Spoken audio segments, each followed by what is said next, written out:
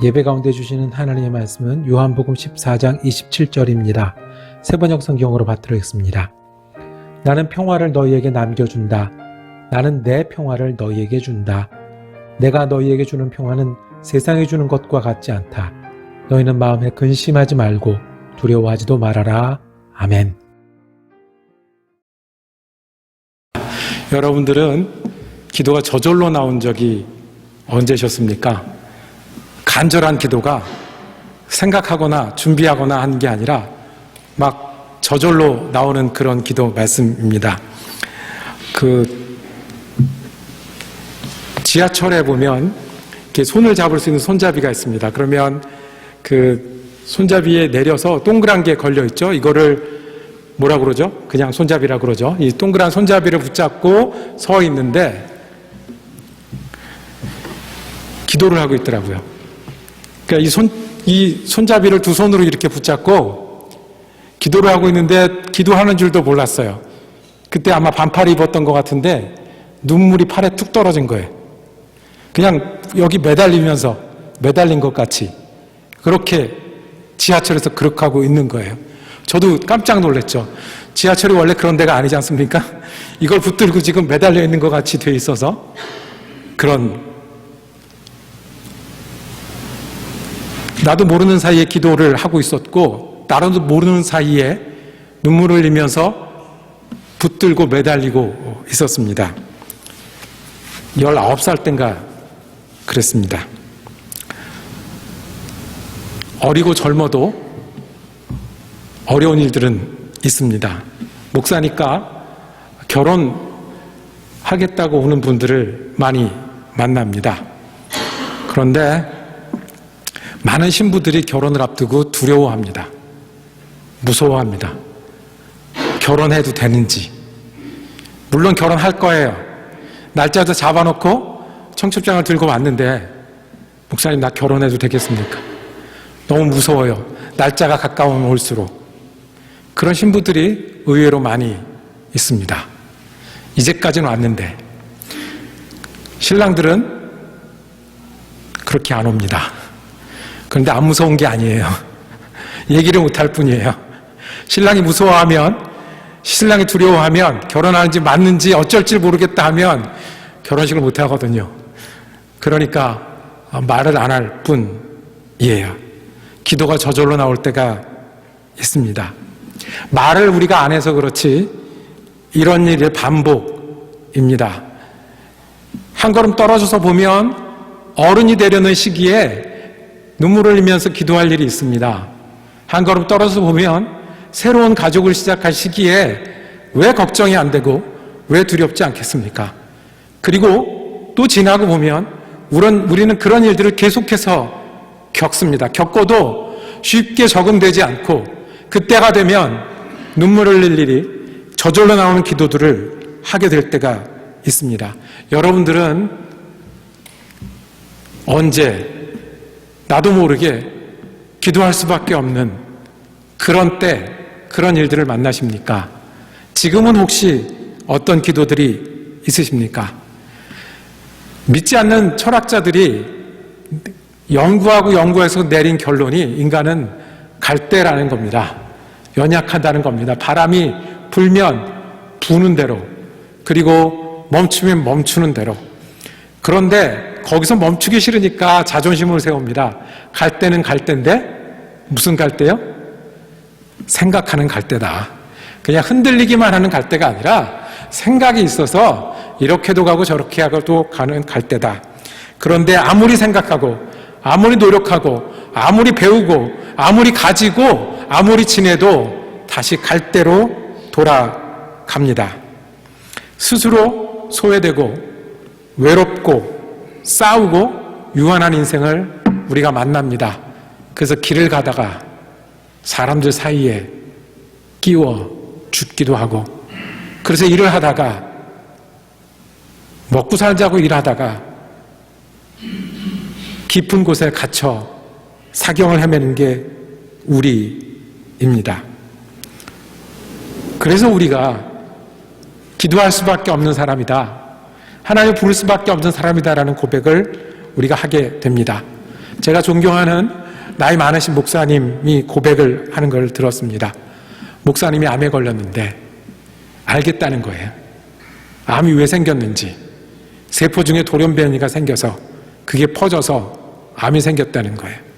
치료를 어떻게 하는지도 알겠다는 거예요. 치료도 효과도 있다는 거예요.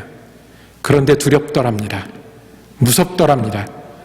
여호와는 나의 목자시니 그렇게 많이 설교했는데 죽음이 두려운 건 아닌데, 내가 유한하다는 걸 몰랐다는 것도 아닌데, 그리고 암세포가 어떻게 자라는 거를 이해도 하는데 무서운 거는 내가 사망의 음침한 골짜기를 걸어야 한다는 겁니다. 피하고 싶지만 겪어야 하고, 내가 겪지 않은 시간들이 오는 것에 대해서 두려워하고 근심할 수밖에 없는 자기 스스로의 마음을 고백합니다. 여호와는 나의 목자시니 맞아도 우리가 사망의 골짜기를 걷게 됩니다. 다 알지 못하니 우리가 주님을 찾게 되고요. 다 가지지 못했으니 우리가 주님께 의지하게 되고요. 우리가 힘이 부족하니 주님의 이름을 부르고 겪어야 하는, 아직 겪지 않은 일을 겪어야 하기 때문에 주님 앞에 무릎을 꿇습니다. 이런 우리에게 복음이 있습니다. 복된 소식이 있습니다. 좋은 소식이 있습니다. 예수님이 구원자시라는 거예요. 우리가 아무리 돌고 돌아도 갈 때구나 라고 볼 때 예수님이 우리의 구원자시라는 거예요. 쉬운 인생이 없다고 얘기하고 사망의 골짜기를 다닌다고 하는데 예수님이 우리에게 구원을 베풀어 주셨고 믿음으로 예수님이 우리의 구원자가 되신다고 하는 거예요. 사망의 음침한 골짜기를 걸을 때에도. 예수 믿는 사람들은 항상 예수님 말씀을 붙들고 산다고 얘기합니다.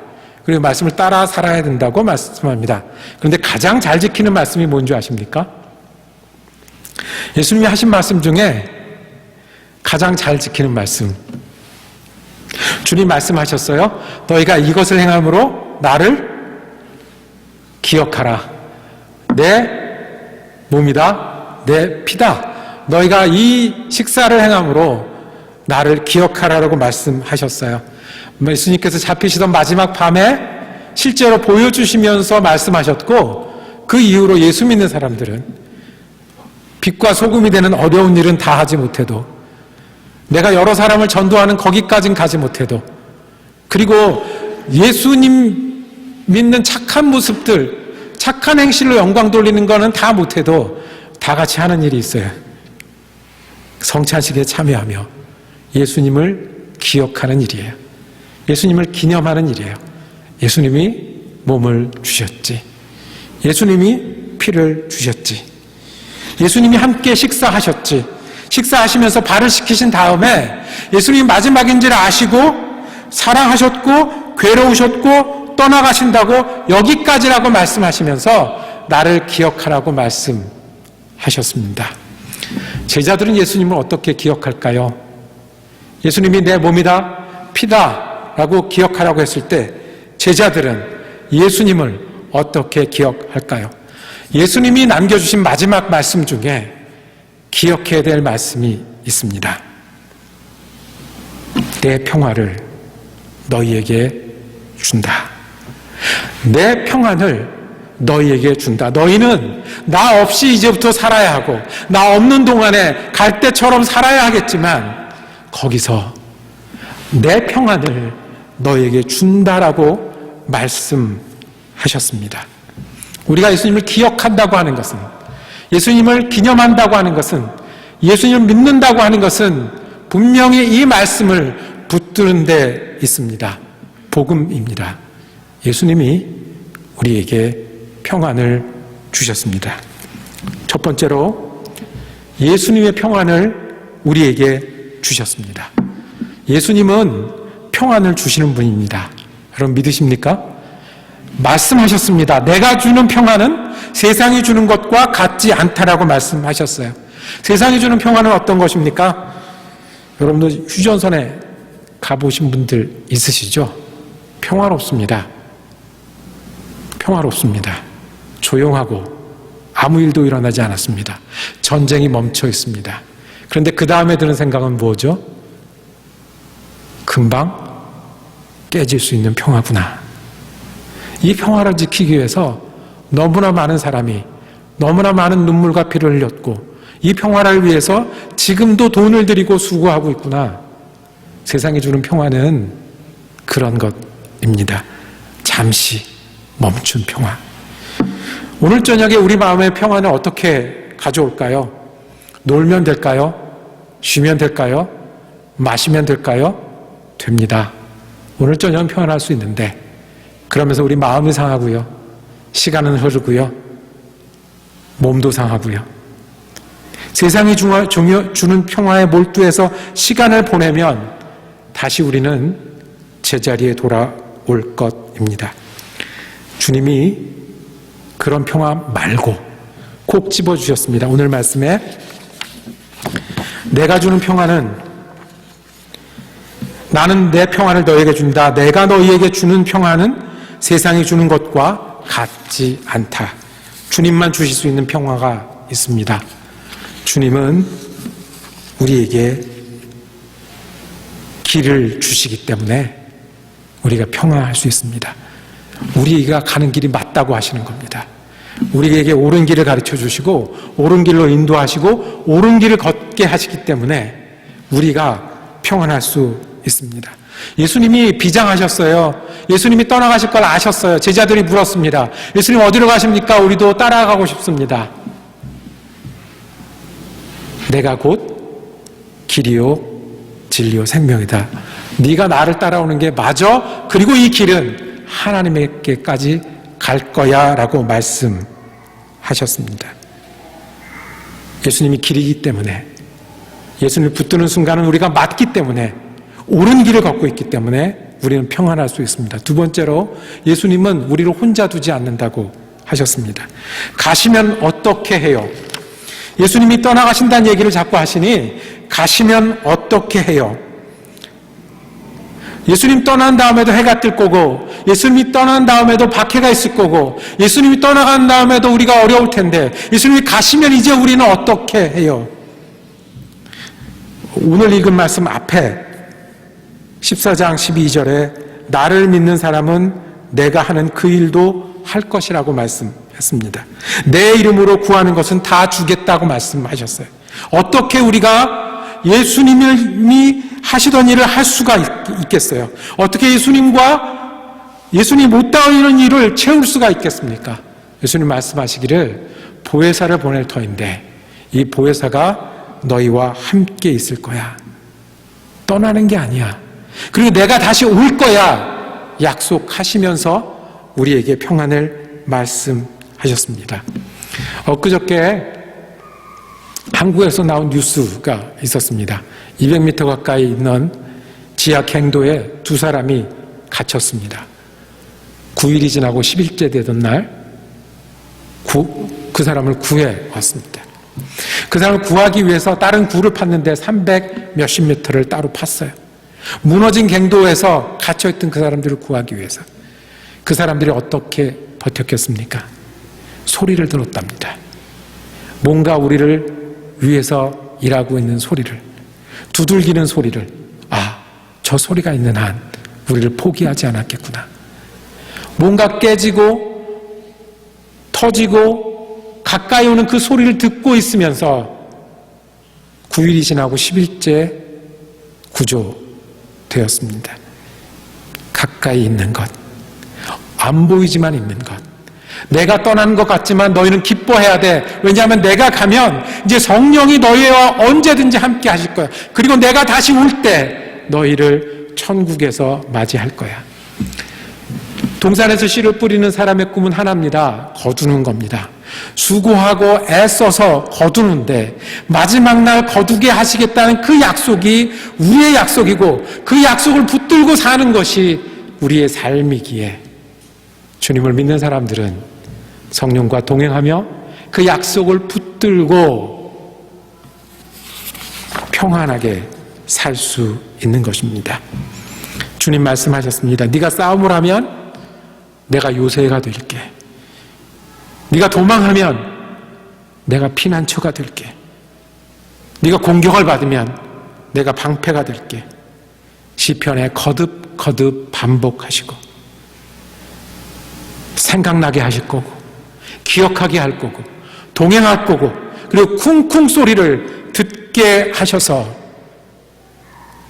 손잡이를 붙들고 울 수밖에 없는 그 순간에, 날짜를 앞두고 도망하고 싶었던 그 순간에도 예수 그리스도가 함께 하심을 믿음으로 말미암아 우리들에게 평안을 주신다고 말씀하셨습니다. 예수님의 평안을 우리에게 주셨습니다. 그래서 복음입니다. 그러면 어떻게 하시겠습니까? 주님은 우리에게 평안을 주셨는데, 두 번째로 복음은, 우리에게 평안이 되신 주님을 향한 우리의 복음은 우리가 주님께 평안을 구하며 살아야 합니다. 어떻게요? 뭐를 구하면서요? 평안을 구하며 살아야 합니다. 주님은 주셨는데 나는 모르겠어요. 계속 걱정하랍니다. 주님은 믿으라고 하는데 나는 믿기지 않으니까 계속 두려워하겠습니다. 주님은 말씀하셨는데 근심하지 말고 두려워하지 말라, 믿으라, 평안히 주셨는데 내가 예수님이 주님이신 걸 믿는데 내가 두려워하고 근심하는 거는 계속 할래요. 믿음이 없는 태도입니다. 믿음이 있는 사람은 내 환경이 좋아져서가 아니라, 내가 뜨거워져서가 아니라 예수님이 우리에게 평안을 주셨다는 것을 믿는 사람입니다. 그러니까 우리는 평안을 구해야 합니다. 주님 주셨는데요. 두려워할 때 평안을 구하는 일입니다. 고생할 때 평안을 구하는 일입니다. 내가 배워서 평안한 게 아니고요. 내가 지켜서 평안한 게 아니고요. 내가 뭔가를 잘해서 평안한 게 아니고요. 주님 주셨으니 그 평안, 믿음으로 내 평안이 되게 해 주십시오 라고 평안을 구하는 사람들이, 평안하게 해달라고 구하는 사람들이 믿음이 있는 사람들입니다. 붙잡고 기도할 일이 있으십니까? 혼자 감당하실 일이 있으십니까? 주님은 길이 되십니다. 동행하십니다. 약속한 걸 지키시는 주님이십니다. 기도해야 합니다. 여러분, 평안을 위해서 기도하십니까? 기도하셔야 합니다. 평안을 주셨으니 우리가 평안하게 해달라고, 두려움과 걱정을 넘어서 평안하게 해달라고 기도하는 일이 믿는 사람이고 믿는 일입니다. 많이 질문들을 하시고 많이 이야기를 하십니다. 저는 기도를 잘 못해요. 기도를 잘 못해요. 잘하는 기도가 어디 있습니까? 못하는 기도가 어디 있습니까? 기도는 믿음으로 하면 됩니다. 기도는 진심으로 하면 됩니다. 그런데 제가 잘하는 기도, 못하는 기도 나누는 한 가지는 말씀드릴 수 있습니다. 평안을 위해서 기도하는 기도는 잘하는 기도입니다. 평안할 때까지 기도하는 일이 잘하는 일입니다. 기도가 부족한 것은 아직 평안하지 않으면 기도가 부족한 겁니다. 주님 평안 주시겠다고 하셨습니다. 우리가 언제까지 기도해야 하냐면 주님 평안 주신 그 평안을 믿을 때까지, 내가 두려워하고 걱정하고 그리고 내 앞에 있는 것들에 대해서 계산하기보다 주님 주신 평안을 믿을 수 있을 때까지, 그래서 주님이 우리와 동행하시고 길을 주시니 평안할 수 있을 때까지 기도하는 일이 우리의 믿음이어야 합니다.